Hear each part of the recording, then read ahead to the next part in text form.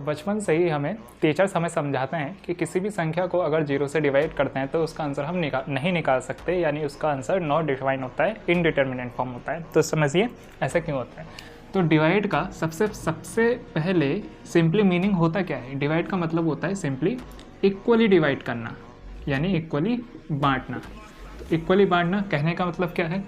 For example जैसे आपके पास 10 rupees हैं और आपको 2 बच्चों में बांटने हैं, तो मैं इसको कैसे बांटूंगा। मैं 10 को डिवाइड कर दूंगा 2 से, क्योंकि 2 बच्चों में मुझे बांटना है। तो मेरा आंसर कितना आएगा 5 रुपीज़। तो यानी कि 5 रुपीज़ मुझे ये बता रहा है कि इसके पास भी 5 रुपीज़ मुझे देने होंगे और इसको भी मुझे 5 रुपीज़ देने होंगे।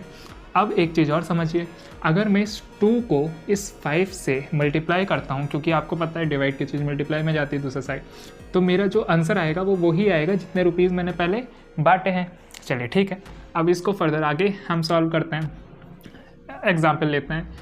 10 रुपीज़ को अगर मैं आपसे बोलूँ 0 बच्चों में बांटो, तो क्या आप 10 रुपीज़ को 0 बच्चों में बांट सकते हैं। आप खुद ही सोच के बताइए, नहीं बांट सकते। लेकिन फिर भी किसी ने कहा कि इसका आंसर तो भैया ए मान लीजिए, कुछ भी नंबर हो सकता है, तो सपोज़ कीजिए ए है। मैंने कहा चलो ठीक है। तो उस केस में अगर आप फर्दर इसको सॉल्व करने की कोशिश करें तो 0 अगर ए से मल्टीप्लाई होगा तो आंसर कितना आएगा 0। क्या ये मेरा अमाउंट वही है जो पहले मैंने जितने अमाउंट बांटे थे। नहीं है। इसका मतलब इसका आंसर ए नहीं है। ए मतलब इन जनरल कोई भी नंबर हो सकता है। तो इसलिए हम 10 रुपीज़ को 0% में नहीं बांट सकते, यानी कि 10 को हम 0 से डिवाइड नहीं कर सकते। फर्दर किसी ने मुझसे पूछा कि अगर 0/0 अगर है तो उस केस में तो 0 आ जाएगा। अगर मैं 0 को 0 से मल्टीप्लाई करता हूँ तो मेरा आंसर कितना आता है 0, जो कि मेरा पहला अमाउंट है। मैंने कहा ठीक है, वेरी गुड, आपने सोचा तो सही, लेकिन यहाँ पे एक गलती है। क्या, अगर आप 0/0 करेंगे और इन जनरल इसका आंसर कुछ भी सपोज कीजिए ए है, अगर मैं 0 को किसी भी नंबर से मल्टीप्लाई करता हूँ तो आंसर तो मेरा 0 ही आएगा ना। यानी कि ए कैन बी एनी नंबर, कुछ भी नंबर हो सकता है, वो इन्फाइनेटली मैनी सॉल्यूशन कंटेन कर सकता है।